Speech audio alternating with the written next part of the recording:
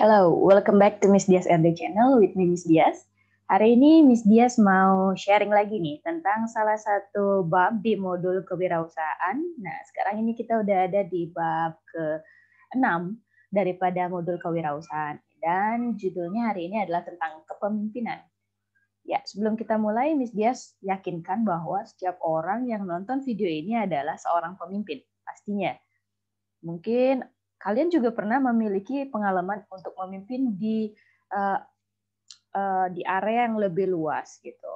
At least kalian pernah lah memimpin diri kalian sendiri. Jangan sampai kalian tidak memimpin diri kalian sendiri karena mungkin ini bukan kalian tapi orang lain.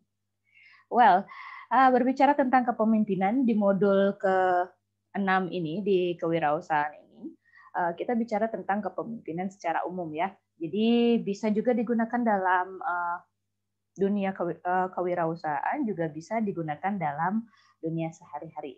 Oke, jadi Miss Dias hari ini akan mulai dengan pastinya, apa sih itu kepemimpinan? Wow, menurut kamu apa itu kepemimpinan? Ya, kepemimpinan adalah merupakan suatu upaya ya dari seorang pemimpin. Jadi upaya atau usaha dari seorang pemimpin, ya pemimpin ini pasti orang, manusia, untuk dapat merealisasikan tujuan organisasi melalui orang lain dengan cara memberikan motivasi agar orang lain tersebut mau melaksanakannya. Jadi seorang pemimpin ini ya orang yang punya usaha ya untuk merealisasikan sebuah tujuan bersama gitu, atau organisasi, perusahaan, tim gitu ya. Nah, tapi upayanya ini dilakukan bersama orang lain. Biasanya orang lain yang melakukan action-actionnya gitu. Dan caranya pemimpin ini melakukan tugasnya adalah dengan memberikan motivasi atau arahan agar orang lain di bawahnya itu mau melaksanakan apa-apa saja untuk mencapai tujuan bersama. Jadi itulah yang disebut dengan kepemimpinan. Well, berikutnya. Jadi di bab 6 ini ada judulnya peran kepemimpinan dalam manajemen. Oke, jadi manajemen ya, jadi how to manage people, apa hubungannya dengan kepemimpinan gitu ya. Jadi ya pastinya kepemimpinan ini erat kaitannya dengan fungsi penggerakan atau actuating dalam manajemen. Jadi ya pemimpinlah yang menggerakkan sebuah perusahaan, manajemen ya. Jadi kalau nggak ada pemimpinnya sebuah tim itu ya timnya akan kehilangan induknya gitu. Jadi itulah kegunaan dari pemimpin. Fungsi penggerak mencakup kegiatan motivasi, kepemimpinan, komunikasi, pelatihan, mengambil inisiatif dan mengarahkan pekerjaan yang perlu dilaksanakan dalam sebuah organisasi, perencanaan, pengorganisasian, dan pengawasan agar tujuan-tujuan organisasi dapat dicapai seperti yang diinginkan. Sebenarnya banyak lagi fungsi penggerakan atau actuating ini. Jadi ini adalah secara tidak langsung adalah tugas ya daripada seorang pemimpin dalam sebuah manajemen gitu. Dan di sini juga ditandai bahwa manajemen tingkat pusat atau pemimpin harus memiliki inisiatif yang kokoh untuk mengedepankan pentingnya kepemimpinan kualitas. Oke, apa sih kepemimpinan kualitas ini, Miss Dias? Jadi kepemimpinan kualitas adalah upaya yang dilakukan oleh seorang pemimpin untuk mengedepankan kualitas atau mutu daripada tujuan yang ingin dicapai dengan menggerakkan orang-orang yang ada di bawahnya. Jadi untuk mencapai hal tersebut, mutu atau kualitas tersebut, seorang pemimpin pastinya harus memiliki kemampuan memimpin yang baik seperti itu. Oke, next. Jadi di sini di modul kewirausahaan juga dinyatakan ada 3 dari 17 dasar kepemimpinan yang diterapkan oleh Jenderal Douglas MacArthur. Jadi untuk diketahui bahwa Jenderal Douglas MacArthur ini adalah seorang jenderal dari US Army yang memimpin US Army di Civil War yang kedua Jadi Perang Dunia yang kedua. Jadi seorang Douglas MacArthur ini selalu menanyakan 3 hal ini ketika dia menjadi pemimpin pasukannya saat itu. Yang pertama, apakah seluruh kekuatan yang ada pada saya telah saya arahkan untuk mendorong dan memberikan insentif dan membebaskan dari kelemahan dan kesalahan? Jadi dia selalu berpikir, apakah saya sudah melakukan sesuatu untuk yang dipimpinnya gitu. Kemudian yang kedua, apakah setiap perbuatan saya telah membuat bawahan saya mau mengikutinya? Jadi dia selalu bertanya, apakah kepemimpinannya sudah berhasil sehingga bawahannya mau menuruti apa yang dia perintahkan, gitu. Dan yang ketiga, apakah saya secara konsisten dapat menjadi teladan dalam karakter berpakaian dan sopan santun? Dia selalu berpikir apakah dirinya sebagai pemimpin dapat memberikan contoh gitu, at least dalam karakter, berpakaian dan sopan santun. Jadi 3 hal ini menurut Miss Dias juga harus kalian tanyakan kepada diri kalian sebagai pemimpin, ya, sehingga kalian bisa menjadi pemimpin yang baik. Oke, well. Berikutnya, ada 3 gaya kepemimpinan menurut Griffin and Ebert di modul kewirausahaan. Yang pertama adalah gaya autokratik atau autocratic style, yaitu gaya kepemimpinan yang cenderung menyuruh-nyuruh gitu ya, memberikan perintah-perintah kepada bawahannya. Gitu. Autokratik, otoriter seperti itu, pemimpin yang otoriter. Gitu. Kalau di masyarakat, jenis pemimpin yang otoriter ini tidak disukai. Padahal menurut buku kepemimpinan bahwa gaya autokratik seorang pemimpin itu bisa saja dipilih ketika mengalami kondisi di mana bawahannya itu adalah cenderung malas, tidak memiliki inisiatif, tidak mau bergerak ketika tidak ada perintah. Jadi gaya autokratik ini seharusnya dipilih oleh seorang pemimpin agar tujuan dari organisasi atau timnya ini tercapai. Seperti itu. Oke, well, yang kedua, gaya demokratik. Nah, ini juga yang diterapkan di Indonesia dan banyak di negara-negara dunia sekarang ini. Gaya demokratik ini adalah, atau democratic style ini adalah gaya kepemimpinan di mana pemimpin menerima saran dari orang-orang yang dipimpinnya dan ya menerima saran dan masukan seakan-akan pemimpin ini ada di tengah-tengah orang yang dipimpinnya. Kalau autokratik tadi itu pemimpin itu di depan orang yang dipimpin, kalau gaya demokratik ini di tengah-tengah. Oke, well. Jadi tapi ujung-ujungnya walaupun seorang pemimpin ini memiliki gaya demokratik, dia biasanya akan memutuskan apapun keputusan dalam sebuah tim itu sendiri gitu. Jadi dia minta saran aja. Kemudian dia akan menggunakan inisiatifnya sebagai pemimpin untuk memutuskan apapun tujuan daripada kepemimpinan itu sendiri gitu. Terus yang ketiga adalah gaya bebas terkendali. Wih, ini kalau berenang ini gaya bebas ini ya seperti itulah yang bisa kalian bayangkan. Apakah gaya kepemimpinan bebas terkendali atau free range style itu juga seperti gaya bebas seperti di berenang? Ya, gaya bebas terkendali di sini adalah gaya kepemimpinan yang cenderung seperti Tuturi Handayani gitu. Jadi pemimpin di sini berperan sebagai konsultan gitu. Jadi menerima masukan, selain menerima masukan juga memberikan arahan, tapi yang lebih banyak bekerja adalah anak buahnya yang dipimpin. Dia cenderung hanya mengamati gitu, hanya membenarkan hal-hal yang salah gitu ya. Jadi fasilitator seperti itu. Itu Turi Handayani di belakang dan mendorong seperti itu. Itu gaya kepemimpinan, gaya bebas terkendali. Oke, jadi dari 3 gaya ini, kamu biasanya kalau memimpin pilih gaya yang mana? Well, yang manapun pilihanmu, ketiga-tiganya pastinya sesuai dengan orang yang kamu pimpin. Berikutnya, menurut gaya kepemimpinan, di sini juga ada kepemimpinan situasional. Situational leadership. Jadi di sini ada 4, ya. Di sini ada 4, S1, S2, S3, S4. Oh, ini bukan jenjang kuliah ya. Jadi ini adalah simbol aja. Jadi pemimpinan S1 itu adalah ya telling, directing sifatnya, structuring. Terus kalau yang kedua selling, problem solving, coaching gitu. S3-nya participating, developing, encouraging. Yang ke S4-nya delegating. Jadi ini sama aja kayak 3 yang tadi kita sebutin gaya kepemimpinannya, tetapi ini dibagi 4.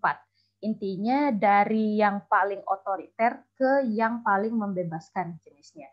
Nah, namanya saja kepemimpinan situasional. Situasi apa yang harus dipertimbangkan? Well, di sini ada 4 situasi yang akan membedakan cara pemimpin untuk memimpin. Jadi dilihat dari situasi bawahannya, ya. Jadi ketika kamu sedang membawahi orang yang baru, yang mempunyai pengalaman terbatas, yang mengerjakan apa yang diminta, orang yang tidak memiliki motivasi, orang yang tidak merasa yakin, orang yang bekerja di bawah standar, nah, oleh karena situasi ini, kamu pilihlah cara pemimpinan yang telling atau directing, ya sedikit otoriter, nyuruh-nyuruh gitu ya. Karena orang yang kamu bawahi kondisinya seperti ini. Berbeda ketika kamu pimpin orang yang respect terhadap posisi orang yang mau berbagi, tanggung jawab, bla bla bla, ini semuanya, maka pilihlah yang S2 selling. Begitu juga yang S3 dan S4. Jadi lihat kondisi orang yang kamu pimpin, pilihlah cara kepemimpinan sesuai dengan orang yang kamu pimpin. Oke, gimana kalau yang saya pimpin ternyata adalah perpaduan dari semuanya? Well, jadi ya kamu harus melihat kecenderungannya orang yang kamu pimpin ada di blok yang mana, gitu. Tapi Miss Dia sih juga sarankan bahwa gaya kepemimpinan itu nggak mesti satu tipe, bisa aja the mixture of some of this gitu ya. Jadi perpaduan beberapa gaya pemimpinan, nggak apa-apa. Oke, next. Ini berikutnya tentang 3 hal penting dalam konsepsi kepemimpinan. Jadi ada 3 dinyatakan di sana syarat seorang pemimpin itu konsepsi seorang pemimpin itu adalah pemimpin itu pasti orang yang punya kekuasaan, punya kewibawaan dan punya kemampuan. Ya, kekuasaan pastinya namanya pemimpin, dia pasti kuasa, at least kuasa untuk memberikan instruksi gitu ya, menentukan sikap di dalam tim seperti itu. Punya kewibawaan ya. Punya kewibawaan ya pastinya dia harus punya profil seorang pemimpin. Apakah tegas, sifat-sifat dan karakter-karakter positif ada padanya. Seperti itu. Terus dari 1, 2, 3, ini yang ketiga nih paling penting menurut Miss Dias ya. Jangan sampai kamu jadi pemimpin yang punya kekuasaan, punya kewibawaan, tapi ternyata kamu tidak punya kemampuan untuk memimpin. Ya, seperti yang Miss Dia sudah jelaskan sebelumnya bahwa kemampuan memimpin itu ya harus bisa banyak hal ya, sesuai dengan tadi pola kepemimpinan manajerial seperti yang di depan disebutkan tadi ya. Jadi jangan semena-mena jadi pemimpin, punya kekuasaan, punya kewibawaan, tapi nggak punya kemampuan. Oke, ketika kamu merasa kamu adalah pemimpin yang sementara ini baru memiliki kekuasaan dan kewibawaan, mari tingkatkan kemampuan kepemimpinanmu. Oke. Next, ya kelebihan pemimpin. Oke, jadi seorang pemimpin katanya harus memiliki kelebihan ini, ya. Jadi ada 5 gugus. Yang pertama kepastian, kecerdasan, kewaspadaan, kemampuan berbicara, kemampuan menilai. Kemudian ada prestasi, gelar kesarjanaan. Nah, gelar kesarjanaan. Ada menteri kita lulusan SMP loh, tapi dia sini nggak penting banget. Yang penting punya kemampuan memimpin. Ilmu pengetahuan dalam bidang tertentu, oke. Terus tanggung jawab, berani, tekun, mandiri, kreatif, ulet, kepercayaan diri, agresif. Kemudian partisipasi aktif, memiliki stabilitas tinggi, kooperatif, mampu bergaul. Mampu bergaul, ya seorang pemimpin harus mampu bergaul ya, karena dia harus at least punya jaringan sosial bersama dengan bawahannya. Lebih luas, seorang pemimpin juga harus punya koneksi dengan pemimpin lain dan ya dunia yang lebih luas. Kemudian status kedudukan sosial ekonomi cukup tinggi dan tenar. Oke, ini kelebihan dari pemimpin. Mostly ini adalah hal-hal positif. Ketika kamu menjadi pemimpin, kamu at least punya kelebihan ini, gitu. Mostly ini pasti kamu punya ketika kamu adalah seorang pemimpin. Oke, next. Nah, kalau di masyarakat kita itu ya ada 2 jenis pemimpin, simple aja. Namanya pemimpin formal dan informal. Bedanya apa, Miss Dias? Well, pemimpin formal ini biasanya berstatus sebagai pimpinan yang formal yang ditunjuk oleh yang berwenang. Jadi ada yang nunjuk gitu. Itulah pimpinan formal. Bukan dipilih bersama gitu ya, tapi ditunjuk gitu. Next, memperoleh dukungan dari organisasi formal, mempunyai atasan. Oke, organisasi formal berarti dia ada surat keputusan gitu ya, maaf, surat keputusan atau SK atau ya surat menyurat lah ya, hitam di atas putih seperti itu. Terus punya atasan lagi. Terus harus memenuhi persyaratan formal, syarat-syarat formal misalnya umur sekian gitu, harus minimal pendidikan apa dan lain apa gitu ya. Terus mendapat kenaikan pangkat. Oke, ada kepangkatan, dapat dimutasi, bisa dimutasi, pindahkan ke subbagian yang mana gitu. Kemudian memperoleh imbalan akan balas jasa material imaterial. Oke, ini digaji gitu ya. Kemudian bila melakukan kesalahan dapat dikenai sanksi. Oke, kalau salah disanksi. Kemudian selama menjadi pemimpin berhak mengatur sepenuhnya organisasi yang dipimpin. Well, itu pimpinan formal. Kalau pimpinan informal itu bedanya adalah bahwa yang memilih dia adalah bukan satu orang yang ada di atasnya, tapi yang memilih dia adalah masyarakat atau kelompok. Kemudian tidak ada pengangkatan resmi. Jadi cuma oke, pilih dia jadi pemimpin yuk gitu aja. Misalnya pimpinan kelompok dalam sebuah kelompok belajar misalnya gitu. Kemudian tidak dapat dimutasi. Ya, karena dia hanya ada di skup yang kecil aja, jadi nggak dimutasi dia, nggak bisa. Kemudian tidak punya atasan karena dia adalah pimpinan dari orang yang memimpinnya, maka dia yang teratas. Kemudian jika melakukan kesalahan tidak dikenai hukuman, hanya kurang kepercayaan terhadap dirinya. Jadi kehilangan trust dia ketika dia melakukan kesalahan, maka masyarakat yang memilihnya akan kehilangan kepercayaan pada pemimpin itu. Tidak ada hukuman ya.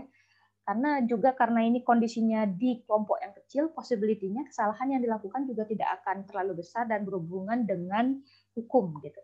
Kemudian tidak mendapat balas jasa ya, karena ini informal ya, mungkin yang didapat cuma terima kasih gitu ya, bukan gaji.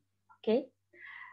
Itulah perbedaan dari formal dan informal. Yang lainnya jenis kepemimpinan yang sering ada di masyarakat adalah kepala dan pemimpin. Nah, ini jadi kepala bidang apa gitu, pemimpin rapat gitu misalnya. Bedanya apa gitu? Oke, well, selain perbedaan kita ngomongin persamaan dulu ya. Jadi sama-sama membawahi anak buah pastinya, kepala dan pemimpin ini. Kemudian sama-sama diberi tugas pekerjaan dan mempertanggungjawabkannya. Pastinya itu dua persamaan. Lalu perbedaannya apa? Nah, kalau kepala diangkat oleh kekuasaan atau instansi tertentu, sedangkan pemimpin dipilih oleh anak buahnya. Ya, ini kepala ini lebih formal daripada pemimpin. Ya, kemudian kepala kekuasaannya berasal dari kekuatan peraturan dan kekuasaan atasan. Sedangkan pimpinan ya kekuasaannya menurut peraturan dan berlandaskan kepercayaan anak buah gitu ya. Jadi kekuatannya kepala ini lebih struktural gitu, sedangkan pemimpin ini menurut kepercayaan anak buah gitu. Kemudian kepala bertanggung jawab kepada atasannya. Kepala bertanggung jawab kepada atasannya, sedangkan pimpinan bertanggung jawab pada yang memilihnya, yaitu anak buahnya gitu ya. Kemudian kepala bertindak sebagai penguasa, sedangkan pimpinan bergerak sebagai pencetus ide, organisator dan koordinator. Seperti itu. Kemudian kepala tidak merupakan bagian dari anak buah, sedangkan pemimpin merupakan bagian dari anak buah. Jadi kepala itu kayak terpisah aja gitu sama anak buahnya posisinya, sedangkan pemimpin itu ada di tengah-tengah anak buahnya, gitu, atau orang yang memilihnya seperti itu. Well, dari perbedaan kepala dan pemimpin ini sebenarnya kita di Indonesia ini punya kepala negara atau pemimpin negara ya? Oke, kamu jawab sendiri ya. Next, 5 keterampilan dasar dalam kepemimpinan. Ya, di sini ada 5 ya keterampilan teknis yang berkaitan dengan